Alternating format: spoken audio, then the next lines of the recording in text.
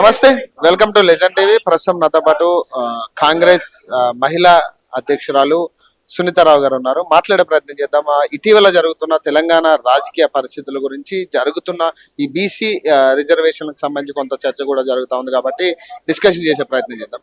నమస్తే.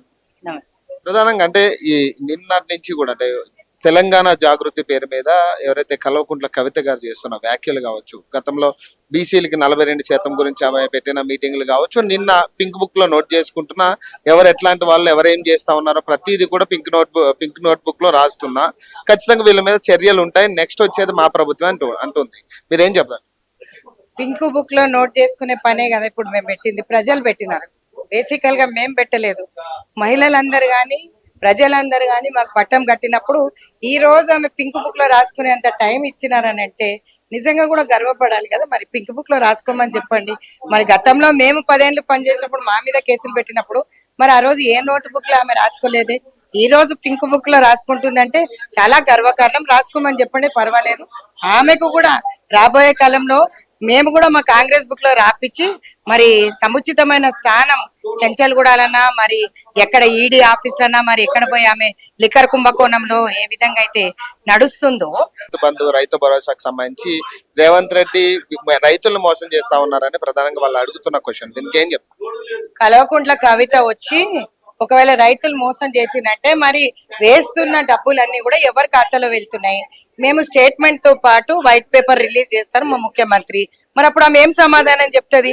ఇప్పుడు మిగిలిత బడ్జెట్ లో ఉన్న తెలంగాణ మీరు ఆలోచించినట్టయితే అప్పుల కుప్పగా మార్చింది ఎవరు? నెత్తికి తలకి 3 లక్షల అప్పు చేసి ఈ రోజు మమ్మల్ని అందరినీ కూడా రింగ్ రోడ్ దగ్గర జాగాలన్నీ అమ్మేశాడు.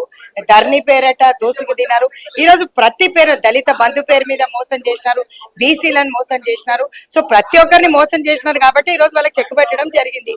మళ్ళీ ఇంకా దోసుకోవాలి మేము వస్తామని చెప్పి పగటి కన్నాలు అంటున్నారు. చూడండి, అది చాలా తప్పు.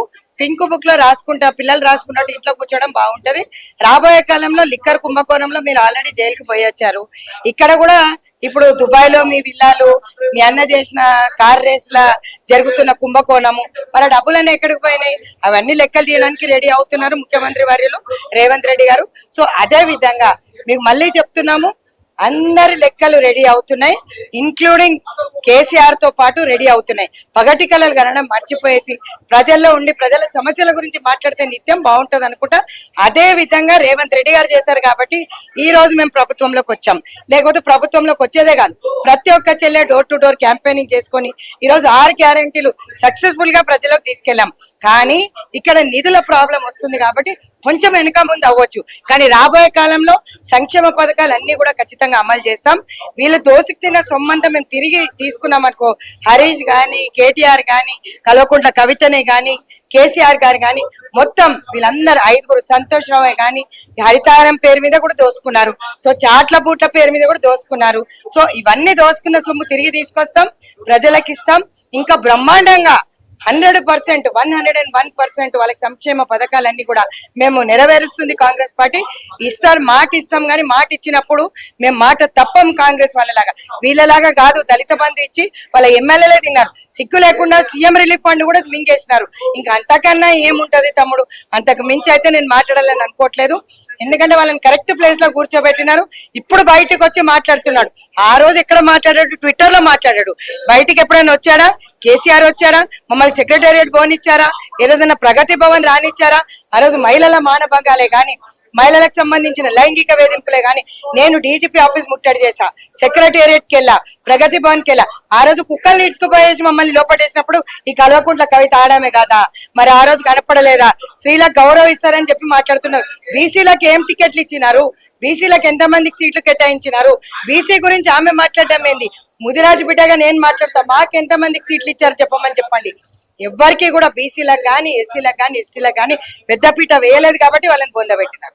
బీసీ రిజర్వేషన్ 42% ఇస్తాను, ఇప్పుడు మళ్ళీ కుల సర్వే చేస్తా ఉన్నారు. మళ్ళీ ఎవరైతే అప్లై చేసుకోలేదో వాళ్ళందరినీ కూడా అప్లై చేసుకోమంటూ కూడా కాంగ్రెస్ పార్టీ అనౌన్స్ చేయడం జరిగింది. అంటే మొన్నటి దాకా కూడా రిలీజ్ చేసిన తప్పులు తడక అంటూ కొంతమంది మాట్లాడారు. మొన్నటి దాకా మీరు రిలీజ్ చేసిన సర్వేకి సంబంధించి మళ్ళీ ఇప్పుడు రీసర్వే చేయడం అనేది ఎట్లా చూడాలి?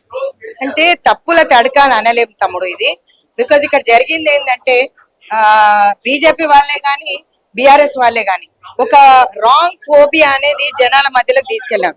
అంటే ఒకవేళ మీరు ఇది కులగణన సర్వేలో మీ డీటెయిల్స్ ఇస్తే మీ ఆస్తులు గుంజుకుంటారు, రేపొద్దున రేవంత్ రెడ్డి ఇట్లా చేస్తాడు, రేవంత్ రెడ్డి మీ ఆస్తులన్నీ లాగేసుకుంటారు, ఇంతకంటే ఇంకా ఎక్కువ ఉంటే బీజేపీ వాళ్ళు మళ్ళీ రేడ్ చేస్తారు అని ఇట్లాంటి వేరియస్ విషయాలు ప్రజల్లోకి చాలా వైరల్ చేశారు. మీరు మీ డీటెయిల్స్ అన్ని ఇస్తే రేపొద్దున మీరు బుక్ అవుతారు అని చెప్పినప్పుడు ప్రజలకు న్యాచురల్ గా ఆలోచిస్తారు కదా. పార్టీ ఎమ్మెల్సీ కూడా మాట్లాడారు కదా దాని గురించి, తప్పులు తడకని మీ పార్టీ ఎమ్మెల్సీ తీన్మార్ మల్లన్ కూడా ఆయన ఒక అనౌన్స్మెంట్ చేయడం జరిగింది. ఆయన ఇప్పుడు సెపరేట్ గా మేము బీసీలందరం కూడా గలమెత్తుతామని ఆయన మాట్లాడుతా ఉన్నారు. ఎట్లా చూడండి? అంటే 54% ఉన్నది ఒకటేసారి 42%కి వచ్చింది అని అంటే చాలా మంది వాళ్ళ డీటెయిల్స్ ఇవ్వకపోవడం వలన గ్రాఫ్ తగ్గిందని అనుకుంటాను, అంతేగాని మనం ఎక్కడ కూడా తప్పులు తడకలు ఇవ్వలేదు. ఎందుకంటే చాలా మంది సహకరించినట్టయితే బీఆర్ఎస్ వాళ్ళు చెప్తున్నారు కదా, సహకరించకండి, ఎవరి డీటెయిల్స్ ఇవ్వకండి, అన్ని దోసుక తింటారు, రేపొద్దున ప్రభుత్వం మన మీద పడుతుంది అని చెప్పి ఇట్లాంటి రాంగ్ పబ్లిసిటీ చేశారు కాబట్టి చాలా మంది డీటెయిల్స్ ఇవ్వలేదు. ప్రతి ఒక్క బీసీ వాళ్ళ డీటెయిల్ ఇవ్వాలని చెప్పి నేను కోరుతున్నాను. ఏదైతే 50% పైచిలుకున్న బీసీలు ఖచ్చితంగా వాళ్ళ అధికారాలే కాదు మంచి ప్రభుత్వంలో మంచి పొజిషన్స్ కూడా సాధించుకుంటారనే నమ్మకం నాకు. Thank you.